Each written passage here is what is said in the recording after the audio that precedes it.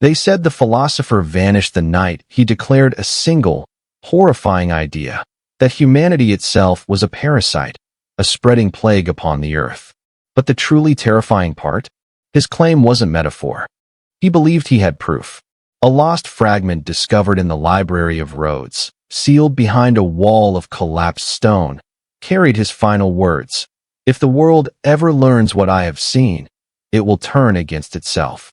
For centuries, scholars dismissed him as a madman, a cynic, a recluse, until archaeologists uncovered his missing treatise last decade. Just 3 damaged pages, but enough to reignite the question. What could a philosopher in the 3rd century BCE have possibly discovered that made him call all of humanity a disease? And why did every record of him disappear overnight? To understand this mystery, we must return to 281 BCE, to the island of Rhodes, where scholars from across the Mediterranean gathered to debate everything from astronomy to ethics. Among them was a man almost no one remembers today, Demetrios of Kinaros, a wandering thinker who refused to join any known school, neither Stoic, nor Epicurean, nor Aristotelian. He was described by one contemporary as a man who stared at people the way a physician inspects a tumor. Demetrios didn't teach in public squares. He avoided the symposiums where philosophers challenged each other. Instead, he spent long nights studying the behaviors of fishermen, traders, travelers, and soldiers, documenting patterns, impulses, and instincts the way biologists would examine insects. He wasn't interested in morality. He was interested in human nature stripped down to its rawest form. To the scholars of Rhodes, this made him unsettling. To the rulers of Rhodes, it made him dangerous. Some claimed he came from Ephesus, others said Samos, but no one could verify his birthplace. He wrote one major work, on the human aberration, but copies mysteriously vanished within his lifetime. Only one thing is certain. Demetrios frequently visited the lower halls of the library, a section restricted to advanced scholars and state-approved researchers. Witnesses say they saw him carrying scrolls covered in diagrams, symbols, and what looked like anatomical sketches. What was he studying? And why were these documents kept away from the public? One rumor, the earliest and most persistent, claimed Demetrios discovered parallels between human behavior and the spread of ancient diseases. But Demetrios didn't merely compare humans to pathogens. He believed humans were behaving exactly like them. As he wrote in one surviving line, "Nothing in nature grows without purpose. Nothing except the human." His notes were confiscated twice by Rhodian officials. Yet he always managed to continue his work, until the night he delivered a private lecture to 7 scholars in an underground chamber, a lecture that would alter the course of his fate. No transcript survived. Only a single sentence from one terrified attendee. What he said that night made me fear my own reflection. But what could a philosopher say, without gods, without magic, without prophecy, that could strike fear into trained intellectuals? The answer lies in a missing scroll, one that resurfaced centuries later and whose contents scholars desperately tried to suppress. Before Demetrios vanished, he left behind a final message in the library, a warning, a secret, a claim so radical it was sealed away for nearly 2,000 years. And this is where our story now stands, before the revelation that would make Demetrios the most dangerous thinker of his age. The storm began the morning a librarian found a thin, dust-covered scroll on Demetrios' desk. It was tied with a strip of dark cloth, marked by a single symbol, a circle split into 3 lines, almost like a diagram of division. The librarian thought it was just another philosophical draft. He was wrong. Inside was the treatise that would later be called forbidden, heretical, and even blasphemous, on the human aberration, Book 2. Only fragments survive now, but the pieces are enough to reveal the terrifying direction of Demetrios' thinking. The first fragment begins with a question no scholar had posed before. If nature seeks balance, why does man create imbalance? He listed examples: wars, deforestation, the overuse of land, the relentless building of cities, the draining of rivers, and the constant expansion of borders. Nothing new. except for the conclusion. Demetrios argued that humans exhibit the same behavioral pattern as plague organisms, entities that invade a host, multiply, consume resources, and eventually destroy the very environment that sustains them. But he didn't stop there. The next bold claim stunned ancient scholars. A disease does not know it is a disease. To Demetrios, humanity wasn't evil, it was ignorant.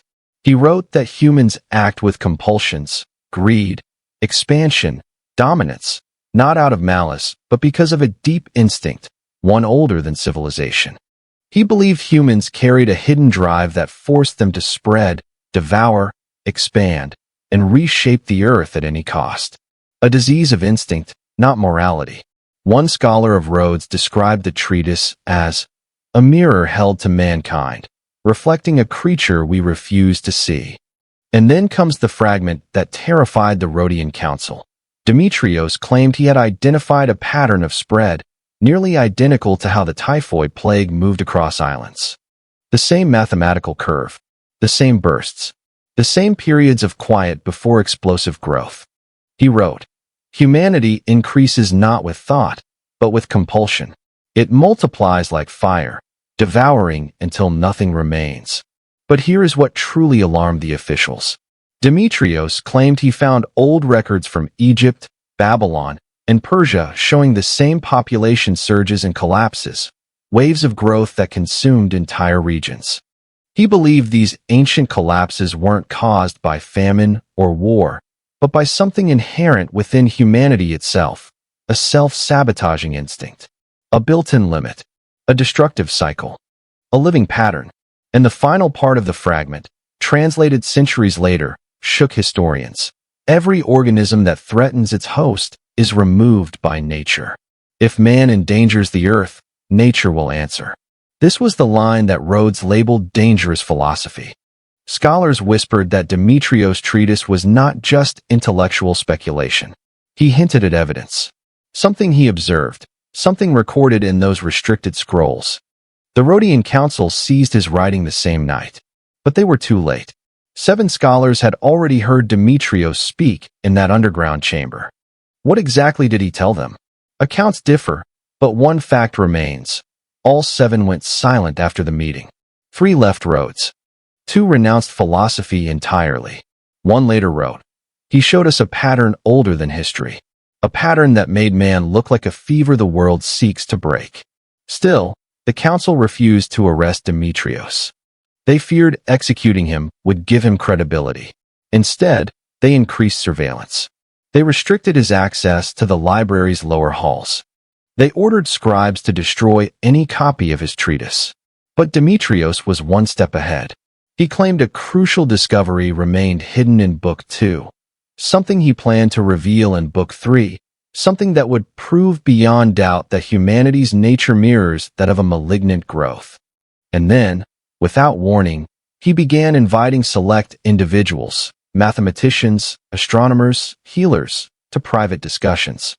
Some left those meetings pale and shaken. Others dismissed him as delusional.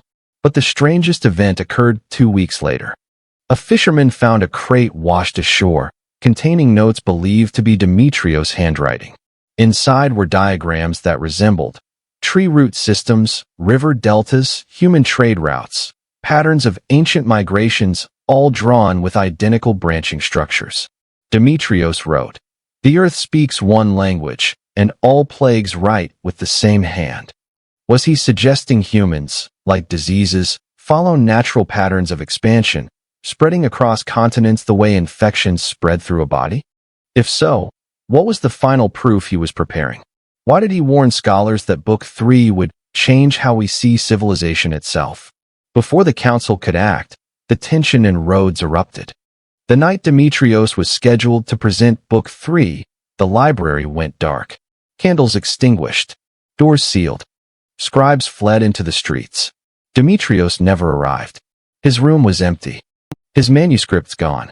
And 7 scholars claimed they heard footsteps echoing in the lower halls, though no one was found. At dawn, Rhodes declared him missing. Some said he fled with his work. Others whispered the council silenced him. But the most unsettling rumor? that Demetrios discovered something in those library archives, and someone wanted it buried. Yet not everything was destroyed. A final page survived, a page that would lead to the darkest chapter of his philosophy. Because in it, Demetrios claimed he had uncovered the origin of the human disease, and that origin lay not in the body, but in the soul. The surviving page, burnt at the edges, ink smeared by seawater, was found centuries later in a collapsed storeroom beneath the Temple of Helios. Scholars believe it was part of Book 3, the chapter Demetrios never got to present. It contained a single, chilling heading, The Origin of the Inner Plague. Below it, in Demetrios' unmistakable handwriting, 6 lines survived. No creature destroys by instinct except the sick, and mankind destroys not for greed, but because its soul hungers. The affliction is not of the flesh. It is the condition within. That word, condition, became the center of centuries of debate. Did he mean a moral condition? A psychological failing? A divine punishment? None of the above. Demetrios believed humans carried something deeper, a core impulse, older than civilization, older than myth, older even than recorded memory. An instinct that lived beneath logic, beneath reason, beneath philosophy. He wrote that other creatures lived within nature's balance, predators and prey locked in a cycle that preserved the system. But humans, he argued, did not orbit within any natural balance. They grew, spread, replaced, consumed, not as wolves, not as lions, but as something unnatural. He coined a term that shocked later scholars, the psyche loimen, this soul plague. According to his notes, this inner plague pushed humans to expand even when no expansion was needed, extract resources even when stores were full, dominate even when peace was possible, reshape landscapes simply because they could consume knowledge, land, and life without limit. To Demetrios, this wasn't ambition. It wasn't greed. It wasn't human progress. It was a compulsion, an instinctual drive to overwhelm. And then came the most disturbing part. Demetrios believed the psyche loimen was genetic. Not in biological terms, the ancients didn't have such concepts, but in the sense of an inherited condition passed through generations. He compared it to ancient plagues that hid quietly within hosts before erupting into outbreaks. Humanity, he argued, was the same, quiet for a time, explosive at others. He believed every ancient collapse, from Mycenae to Babylon, from Uruk to Minoan Crete, followed the same pattern: rapid expansion, resource, strain, conflict, collapse, regrowth. Like fever cycles, like infection waves. But the most terrifying insight came from his comparison of human societies to biological invasions. Demetrios noted 3 traits identical to pathogens: replication. Humans multiply far beyond natural balance. Infiltration. Humans move into new regions regardless of resistance or cost. Consumption. Humans exhaust the environment faster than it can recover. He wrote, "The human does not adapt to the world. The human forces the world to adapt to it." This wasn't philosophy anymore. It was a diagnosis of an entire species. But then Demetrios crossed a line, one that terrified the Rhodian Council and likely sealed his fate. He claimed the soul plague had an origin event, a beginning, a moment in prehistory where something happened that altered human behavior forever. He pointed to ancient mythic ages, eras of gods, giants, titans, but insisted those were symbolic memories of real events. The lost text implies this origin was not divine, but natural. He theorized that in humanity's earliest age, a catastrophic scarcity, an ice age, a volcanic winter, or a famine, forced early humans to adopt behaviors of extreme survival: hoarding, competition, territorial aggression, rapid reproduction, destruction of rivals, behaviors that were once temporary adaptations. But something went wrong. The adaptation didn't fade when the crisis ended. It stayed. It fused into the psyche. What began as a survival strategy became a permanent instinct, an ancient scar carved into the human mind. Demetrios wrote, "We survived a world that tried to erase us, and in doing so, we became the thing that erases." To him, humanity's greatest triumph, its survival through prehistoric catastrophe, was also its curse. Because the creature that emerged from that struggle was no longer a balanced part of nature. It was a mutation. The disease Demetrios spoke of wasn't moral decay. It wasn't evil. It wasn't wickedness. It was an ancient instinct, frozen in time, awakened in every new human birth. A memory of fear so old it had no words. A terror older than fire. A hunger older than language. He concluded, the human soul remembers the cold age. It fears the darkness even in daylight. And so it consumes the world to protect itself. The Rhodian Council tried to deny these writings existed. They labeled them natural philosophy gone mad. But some scholars secretly copied passages. Fragments survived in Egypt. A line resurfaced in a Roman commentary. Another in a Byzantine manuscript. Across centuries, a pattern appeared. Wherever Demetrios' ideas survived, someone tried to destroy them. Why? Because the final claim in Book 3 was the most dangerous. Demetrios wrote that if the soul plague continued unchecked, humanity would eventually push the earth into collapse. And when that happened, nature would respond. Not through gods, not through miracles, but through the same mechanism that removes every disease, by eliminating the host. This was the line Rhodian authorities forbade anyone to repeat. And yet, one man, Callimachos, a former student, recorded Demetrios' final warning in the margin of an unrelated scroll. The world will cleanse itself of us, as the body cleanses itself of fever. But this revelation was only the beginning. Because Demetrios also claimed to have discovered a cure, a way to break the ancient instinct, a way to stop the cycle, a way to rewrite the ancient scar embedded in the human soul. That cure, he planned to reveal in his final lecture. The lecture that never happened. The lecture that someone made sure would never happen. And the disappearance of Demetrios would become the climax of the entire mystery. 2 weeks after his disappearance, Demetrios of Kanaros became more than a missing philosopher. He became a symbol of fear. The Rhodian Council convened an emergency tribunal to investigate his work. Officials claimed the treatise and fragments he left were dangerous to public order. But whispers suggested something else entirely. They feared that if the content spread, humanity itself might see the reflection Demetrios had held up, a reflection too terrifying to face. Witnesses were summoned, 7 scholars who had attended his private lectures. But all 7 offered conflicting testimonies. Some called him a visionary, others a madman. One scholar, trembling, confessed. He spoke of the world as a living host, and of humans as the fever that will destroy it. I can still feel the chill of his gaze as he said it. Demetrios was declared guilty in absentia of spreading philosophical disease, ideas that endangered society. His writings were ordered burned. His chambers were searched, and any remaining scrolls vanished. But the council couldn't fully erase him. Fragments survived, hidden in private collections, secreted away by sympathetic students. Rumors spread that Demetrios had left a final message, a scroll intended to reveal the cure for humanity's soul plague. The council tried to suppress the story entirely, yet the very act of attempting to erase him only fanned the flames of curiosity. Legends began to grow. Some said he had vanished into the deserts of Egypt, continuing his research. Others whispered he had been taken by agents of the council and executed in secret. And still others claimed he had transcended death itself, leaving instructions for future generations hidden in ciphered manuscripts. What is certain is that the public never saw the final lecture.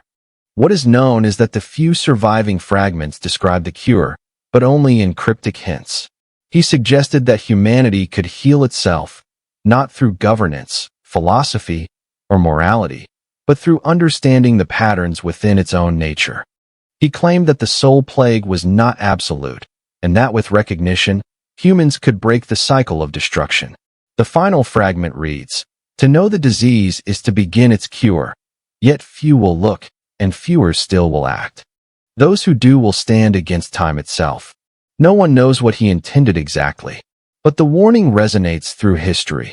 The more humans ignore their instincts, the more they risk repeating the same cycles. And so, the man who declared humanity a disease became more than a philosopher. He became a ghost in the libraries of Rhodes, a shadow in every forgotten manuscript, a whisper in the minds of those who dared to look too closely at human nature. It is here, at the precipice of revelation, that his story reaches its most terrifying point.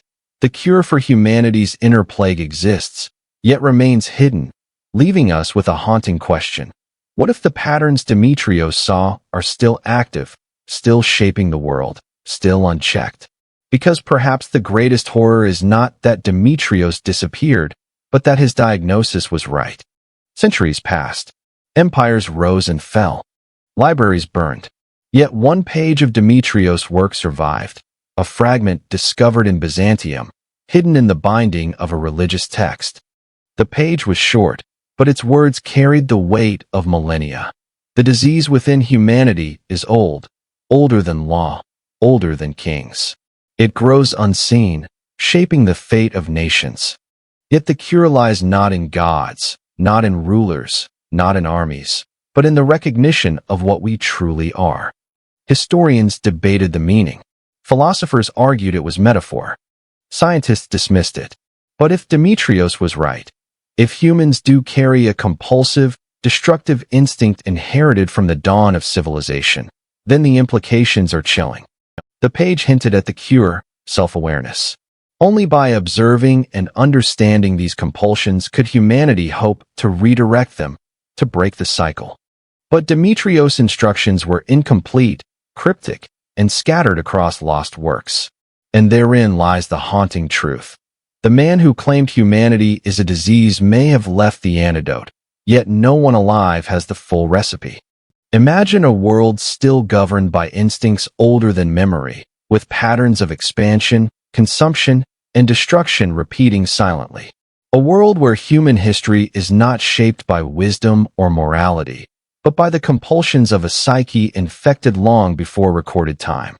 We see fragments of this pattern even today, wars erupting where peace is possible, forests falling to hunger for growth, civilizations consuming resources faster than the earth can replenish. What would Demetrios think if he could see us now? Would he be horrified or vindicated? Perhaps the greatest horror is not that humanity is a disease, but that we may never realize it until it is too late. And the final question lingers, as it has for over 2,000 years. If the cure exists, hidden in the scattered fragments of Demetrios' work, will we ever find it before we destroy ourselves?